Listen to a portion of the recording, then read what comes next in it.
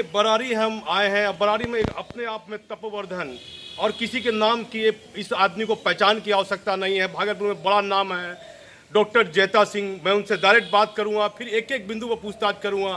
पूरे लॉकडाउन तक मैंने प्रयास किया कि इनसे किसी तरह मुलाकात हो पाए, लेकिन आज मौका मिला है। मैं इनसे बात करता हूं डॉक्टर साहब से। डॉक्टर साहब नमस्कार। नमस्ते। डॉक्टर साहब, मैं आपसे पहले पूछूंगा कि आपके जीवन में सबसे बड़ा रोल माँ का रहा। शुरुआत माँ से करूंगा मैं कि माँ बहुत ज़्यादा जानकार थी और काफ़ी आयुर्वेदिक की जानकारी थी। तो माँ से मैं चाहूँगा कि पहले अपना परिचय दीजिए और माँ से फिर शुरुआत कीजिएगा। मेरा नाम जेता सिंह है जी। और हम ये तपोवर्धन प्राकृतिक चिकित्सा केंद्र में निदेशक का काम करते हैं। हाँ। और मरीजों की प्राकृतिक चिकित्सा विधि से उनका इलाज करते हैं। तो ऐसी जो भी बीमारियां होती हैं जिनको कि एलोपैथी चिकित्सा पद्धति से जड़ से अच्छा नहीं किया जा सकता है, उसको प्राकृतिक चिकित्सा विधि से पूर्ण रूप से ठीक किया जा सकता है।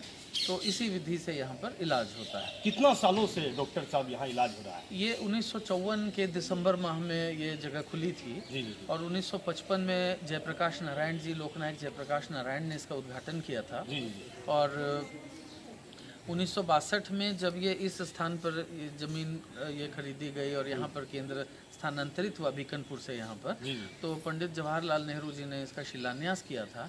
अनुग्रह बाबू इसके पहले अध्यक्ष थे और वर्तमान में माननीय यशवंत सिन्हा जी हम लोगों के संरक्षक हैं।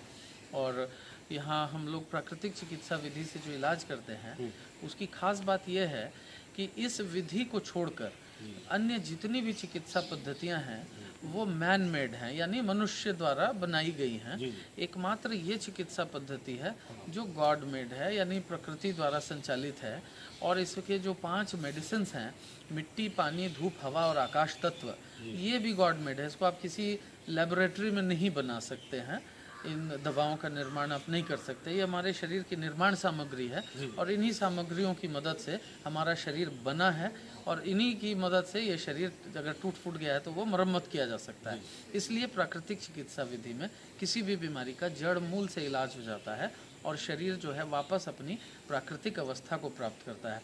सबसे खास बात जो इसमें और भी है कि इस पद्धति को करने के लिए आपको बीमार पड़ने की आवश्यकता नहीं है। आप स्वस्थ भी हैं और ज़्यादा स्वस्थ होना चाहते हैं, आपका स्वास्थ्य का स्तर जैसा भी है उसको आप और भी बेहतर बनाना चाहते हैं तो आप इस माध्यम से बना सकते हैं। लेकिन इसके अलावा अन्य किसी भी चिकित्सा पद्धति का फ़ायदा उठाने के लिए आपको बीमार पड़ना पड़ेगा। डॉक्टर साहब, एक चीज़ मैं आपसे पूछना चाहूँगा, पहले हम अपनी अंतिम बात कंप्लीट कर दें। और यही वो चिकित्सा पद्धति है जिसको पेड़ पर रहने वाला पक्षी और जंगल में रहने वाला जानवर अपने नैसर्गिक ज्ञान के माध्यम से अपने को ठीक करता है। इसको करने के लिए उसको कोई मवेशी अस्पताल में वो नहीं जाता है, वो अपना इलाज खुद करता है नैसर्गिक बुद्धि से। जी आप पूछिए।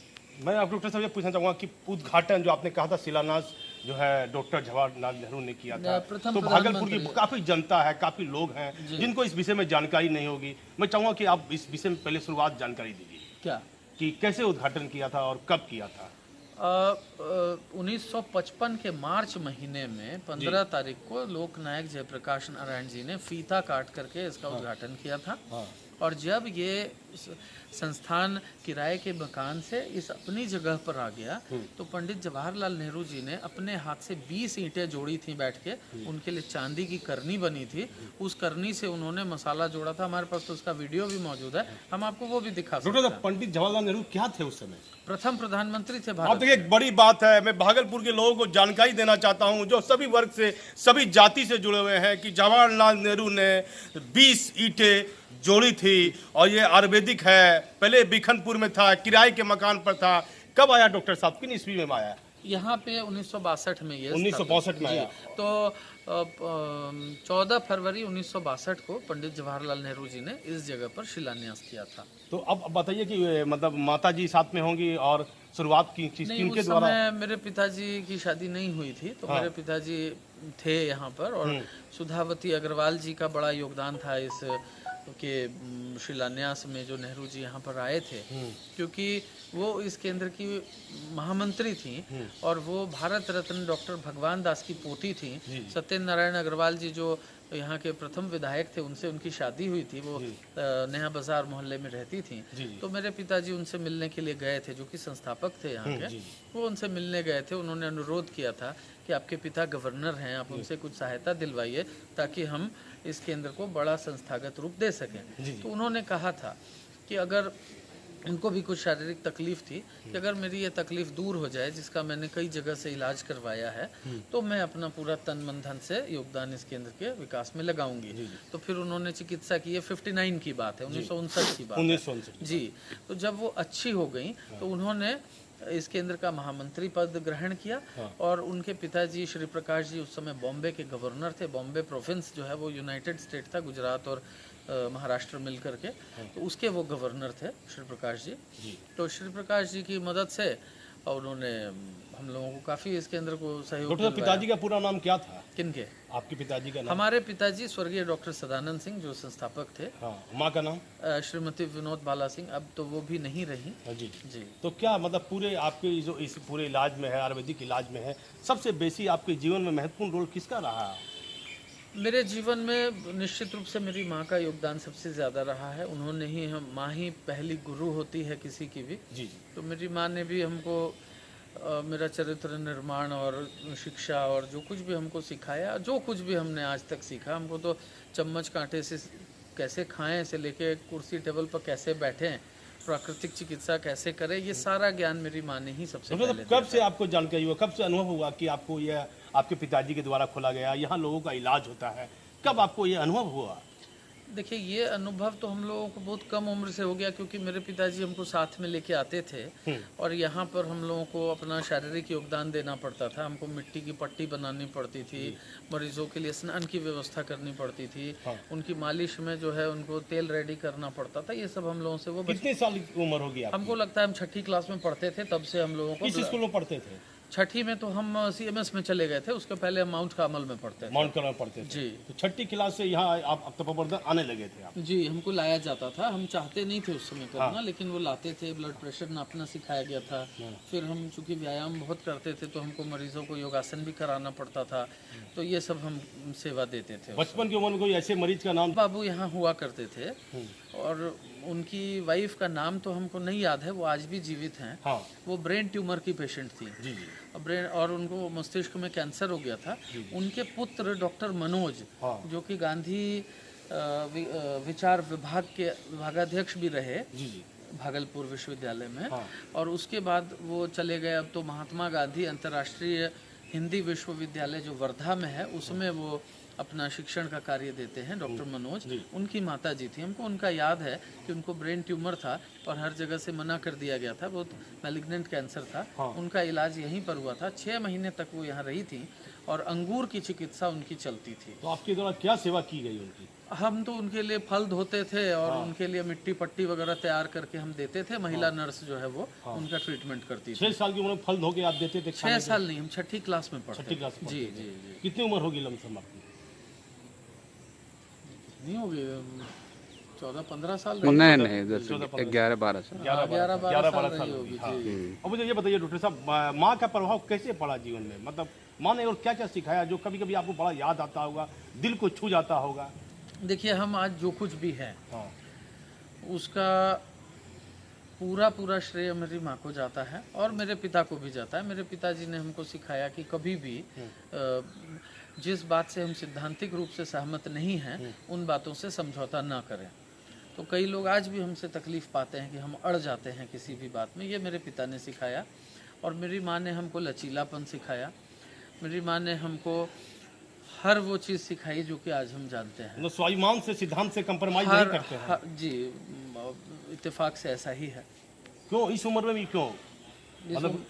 मतलब स्वाभिमान और सिद्धांत तो किसी भी उम्र में। ये बताइए, कोरोना जैसी गंभीर बीमारी है और लोग काफी डरे हुए हैं जी। काफी दिन लॉकडाउन भी रहा, लॉकडाउन खत्म भी हुआ।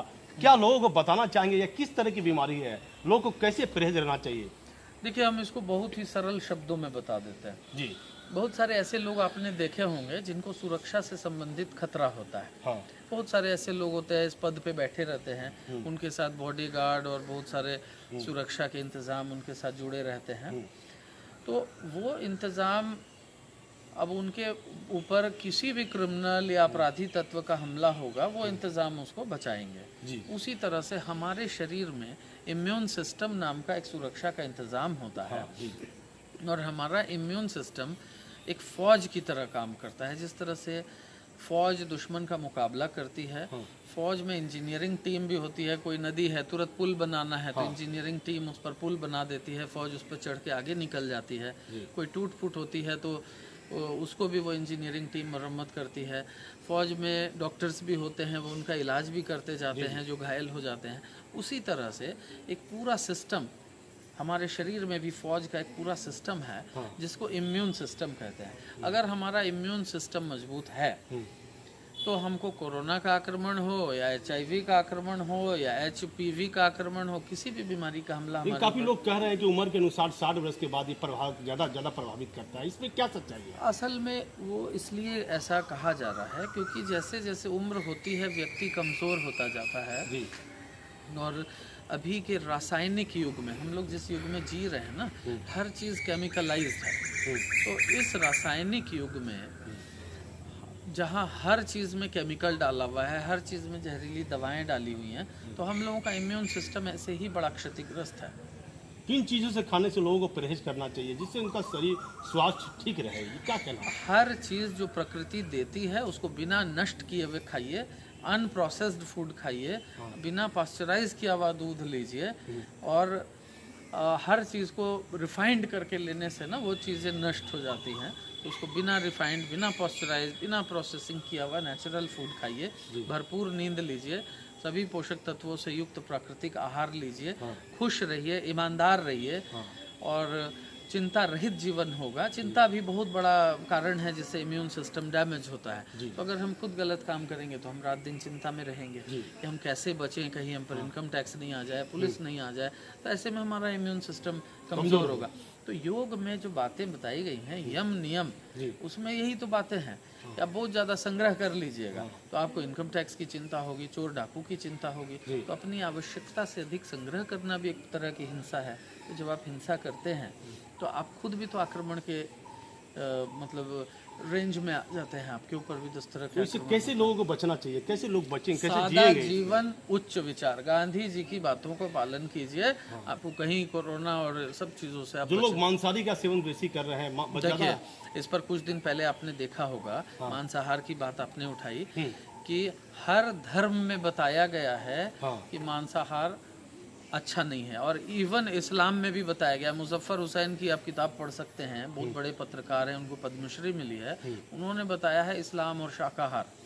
और कोरोना के मामले में बहुत बड़ा रिसर्च आया है कि पूरे विश्व में आज तक जितने लोग भी प्रभावित हुए हैं कोरोना से, जिनकी जान गई है, वो सभी मांसाहारी थे। एक बड़ी बात कही है डॉक्टर जेता सिंह ने कि जितने भी लोग की मौत हुई है वह कहीं ना कहीं मांसाहारी का सेवन करते थे, शाकाहारी नहीं थे। कोरोना से जिनकी मौत हुई है, सिंपल तौर पर पूरे देश की बात मैं कर रहा हूं। और डॉक्टर साहब मैं पूछूंगा कि शाकाहार से क्या लोगों को बताइए कि कितना फायदा है सादा भोजन से? सादा भोजन मतलब प्रकृति ने जो भोजन हम लोगों के लिए बनाया है वो हमारे लिए वही प्राकृतिक भोजन है। अगर हमको मांसाहार के लिए प्रकृति ने बनाया होता तो हमारे दांत बड़े बड़े होते, किनारे में कैनाइन टीथ होते हैं, वो मांसाहारियों के बड़े होते हैं। जैसे आप कुत्ता, शेर, बिल्ली, इस तरह के जो भी जानवर हैं जिनको प्रकृति ने मांस खाने के लिए बनाया है, उनके कैनाइन टीथ लंबे होते हैं, उनकी आंतों की लंबाई कम होती है। हम लोगों का शरीर मांस को खाने के लिए बिल्कुल नहीं बनाया गया है, लेकिन हमारे शरीर में एडेप्टेबिलिटी है कि हम जो भोजन करते हैं शरीर उसको एडॉप्ट करने के लिए प्रस्तुत हो जाता है। ये एक दूसरी बात है। लेकिन जब आप कोई पेट्रोल वाली गाड़ी को डीजल मिक्स करके चलाएंगे या पेट्रोल की गाड़ी को किरासन तेल मिला के चलाएंगे, गाड़ी चल तो जाएगी लेकिन उसके इंजन पर बुरा प्रभाव पड़ेगा। और अगर आप किसी मोबाइल को उसके ही चार्जर से चार्ज करते हैं तो वो ज़्यादा अच्छा रहेगा। अगर आप ऐसे ही कोई लोकल चार्जर घटिया किस्म का करेंगे तो उससे वो ख़राब हो जाएगा। ये दो उदाहरणों से हम बता रहे हैं। और मशीनें हैं, उसका स्पेसिफिक वोल्टेज बनाया हुआ है, इस वोल्टेज पे आप उस मशीन को ऑपरेट करेंगे तो वो मशीन अच्छी रहेगी। तो कहने का मतलब है कि हमारे भोजन का, हमारे शरीर का ईंधन क्या है? हमारा भोजन है। तो उसी तरह से हर मशीन, हर गाड़ी का ईंधन एक स्पेसिफिक होता है, तो उसको उसी ईंधन पे रखेंगे तब ना वो 100% चलेगा।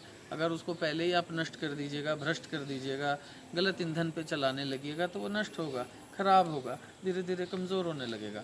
तो शाकाहार के लिए ही हम बने हैं और उसी को करके हम पूर्ण रूपेण स्वस्थ रह सकते हैं। स्वस्थ मतलब हमारे सभी अंग प्रत्यंग और भावनाएं, हमारी जज्बात सभी स्वस्थ तभी होते हैं जब वो अपना काम ठीक से करते हैं। देखिए, शाकाहार भोजन के बारे में कहा डॉक्टर साहब ने कि आप शाकाहार भोजन कीजिए, आपको पूरा फायदा मिलेगा। कोरोना जैसी गंभीर बीमारी से यदि आपको बचना है तो आलतू फालतू चीज़ों से परहेज करने के लिए कहा है। जो शुद्ध चीज़ें हैं उनको आप खाइए। डॉक्टर साहब, मैं एक चीज़ पूछूंगा, आप मुझे दिखा सकते हैं वो दीवार जहाँ 20 सीटें लगे होंगे, वो यदि वो दीवार है? जी, हम आपको वो दीवार में आप दिखाऊंगा कि आप कुछ ऐसी चीज़ दिखाइए जो आपने शुरुआत पर बनाई हो इस तपोवन में, जो काफ़ी यादगार है, जो काफ़ी शुरुआत आपने ईंट की होगी। हम वो भी आपको दिखाते हैं और नेहरू जी ने जो शिलान्यास किया था वो भी ईंटें आपको दिखाते हैं। हाँ, चलिए हम लोग देखते हैं। उचित वही रहेगा, ऐसे भी आप पहन के भी जा सकते। देखिए, मैं आपको बड़ी चीज़ दिखाता हूँ जो भागलपुर में, पूरे बिहार में बहुत कम लोग जानते होंगे।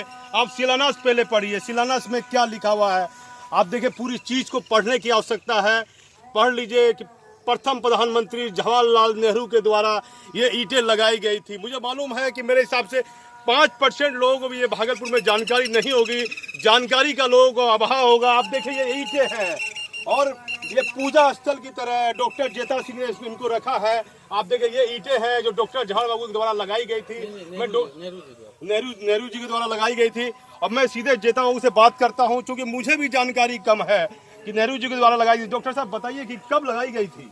ये 15 फरवरी 1962 को भारत के प्रथम प्रधानमंत्री पंडित जवाहरलाल नेहरू ने इसी स्थल पर आकर के ये शिलान्यास किया था और 20 ईंटें लगाई थी। और आपके पीछे जो ये जगह है ऊंची, इस पर ही खड़े होकर उन्होंने भाषण दिया था। उसका वीडियो क्लिप भी है, वो हम आपको उपलब्ध करवा देंगे। पंडित जवाहरलाल नेहरू प्रधानमंत्री थे, प्रथम प्रधानमंत्री थे पूरे देश के। ये बहुत बड़ी चीज, यादगार चीज है भागलपुर की। आप देख सकते हैं सुनहरे अक्षर में, काफी पुराना ये है। ये कम से कम 1962, आप देख ले, उसी समय का शिलान्यास है डॉक्टर साहब। जी, आप देखिए 15 फरवरी 1962 का है और नाम लिखा हुआ है, आप देख सकते हैं। अभी भी आपको लगेगा कहीं न कहीं डॉक्टर साहब के द्वारा इनकी देख रेख काफी अच्छे तरीके से की गई है। डॉक्टर साहब, मैं यही पूछना चाहूंगा, क्या आपको लगता है कि भागलपुर के काफी कम लोगों को इसकी जानकारी होगी? पुराने जो लोग थे उनको तो जानकारी थी, और जैसे कि आप जानते हैं कि जनता की याददाश्त बड़ी कमज़ोर होती है। और कोई भी बात वो तभी याद रख पाते जब उनको बार बार बताई जाती है। तो जानकारी तो पुराने लोगों को थी, लेकिन अब नई पीढ़ी में तो निश्चित रूप से बहुत कम लोगों को पता होगा। लेकिन आज आपके चैनल के माध्यम से इस बात का प्रचार हो रहा है, तो बहुत सारे लोग इसको नहीं, एक बहुत बड़ी बात है कि देश के प्रथम प्रधानमंत्री थे और बहुत बड़ी चीज है, क्योंकि बिहार के नहीं, भागलपुर नहीं, पूरे बिहार के नहीं, पूरे देश को लोगों को ये जानने की आवश्यकता है कि अपने आप में एक धरोहर ये है भागलपुर में, इसे धरोहर मान सकते हैं आप। हैं क्या आपको लगा है कि इस पर कुछ आगे भी आपको आगे चीज बनाना है, कुछ आपको तैयारी करनी है? इस जगह पे हम लोग नेहरू जी की एक प्रतिमा तो लगाएंगे ही आगे, तो क्योंकि अभी यहाँ पर संस्थान का निर्माण कार्य चल रहा है। प्राकृतिक चिकित्सा का एक बड़ा संस्थान बनाया जा रहा है बिहार सरकार के सहयोग से, और हमको लगता है कि पूरे एशिया का ये सबसे बड़ा और संगठित प्राकृतिक चिकित्सा का संस्थान यहाँ पे बनने जा रहा है। और पूरे विश्व की ये पहली ऐसी बिल्डिंग होगी जो 4 लाख स्क्वायर फीट की बिल्डिंग, पूरी की पूरी ग्रीन बिल्डिंग बनाई जा रही है। मड टेक्नोलॉजी के माध्यम से ये बिल्डिंग्स बन रही हैं यहाँ पर, जहाँ प्राकृतिक चिकित्सा का इलाज, उसकी पढ़ाई और प्रशिक्षण सब कुछ होगा, शोध के कार्य भी होंगे। कब शुरू किया जाएगा डॉक्टर साहब ये काम? ये काम शुरू है, अभी निर्माणाधीन है। हो सकता है हम लोग मार्च महीने में इसका प्रथम जो फेज है उसको हम लोग। किसके द्वारा उद्घाटन कराना चाहेंगे आप? प्रथम प्रधानमंत्री देश के रहे हैं जवाहरलाल नेहरू, किसके द्वारा? आप तो मुख्यमंत्री नीतीश कुमार के काफी करीबी माने जाते हैं, इस बात से इनकार नहीं किया जा सकता। अचानक मुख्यमंत्री का कार्यक्रम हुआ, आप सुर्खियों में आ गए, यहाँ तक लालू यादव ने आपके बारे में माइक पर कह दिया, और फिर आपने प्रेस वार्ता की, मैं उस प्रेस वार्ता में मैं भी आया था। काफी आप रहे, सुर्खियों में रहे, किससे उद्घाटन कराइएगा? अब ये तो निर्णय बिहार सरकार को करना है कि किनसे उद्घाटन कराएंगे हम लोग। या माननीय नीतीश कुमार से उद्घाटन कराना नहीं चाहिएगा? बिहार के मुख्यमंत्री हैं। अब ये हम उन्हीं पर छोड़ देंगे कि वो इस संस्थान, ये चूंकि उन्हीं की देन है, तो वो जिनसे उद्घाटन कराना चाहेंगे वो कराएंगे। एक बड़ी बात कह दी है डॉक्टर जेता सिंह ने कि ये बिहार के मुख्यमंत्री पर छोड़ दिया है कि बिहार के मुख्यमंत्री चाहेंगे तो जिससे चाहेंगे उससे उद्घाटन कराएंगे। एक बड़ी बात कही है डॉक्टर साहब, काफी आपको मुख्यमंत्री पर भरोसा है, नीतीश कुमार पर। मैं पूछना चाहूंगा आपसे एक बात, मजदूरों को लेकर, प्रवासी मजदूर जो आ रहे थे, काफी लोगों की मौत हुई, काफी लोग दर्द में भी है, कुछ कहिए आप। इसमें किस विषय पर आप हमसे जानना मतलब चाहते खाने के बारे में, जो लोग आ रहे हैं जिनके ट्रेन में मौत हुई, प्रशासनिक अधिकारियों की लापरवाही। यहाँ के विधायक अजीत शर्मा ने काफी गंभीर सब आरोप पहले भी लगाए हैं कि खाने में कहीं ना कहीं देने में दिक्कत हो रही है, लोगों को परेशानी आई है। जिस ट्रेन को 2 दिन में आना चाहिए वो 8 दिन में आ रही है। इसके बारे में हमको जानकारी नहीं है, इसलिए मेरा कुछ कहना बिना जानकारी के मुनासिब नहीं होगा। लेकिन क्या डॉक्टर साहब आपको लगता नहीं है कि कोरोना जैसी गंभीर बीमारी में कहीं ना कहीं प्रशासनिक लापरवाही हुई होगी? देखिए, पूरे विश्व का हालचाल अभी लोगों को मिल रहा है। जी जी। अमेरिका से लेकर के जितने भी सुव्यवस्थित और सुसंगठित विकसित देश हैं, हर जगह मतलब लोग इसके लिए तैयार नहीं थे। क्यों नहीं तैयार थे? कि एक नई बात थी, इस तरह की आपदा के बारे में किसी ने सोचा नहीं था, तो इसलिए आप उसको लापरवाही नहीं कह सकते हैं। ये अचानक आई हुई एक, समझिए कि विपदा थी, और हर सरकार अपने अपने हिसाब से जो बेस्ट वो कर सकती थी सरकार ने किया है।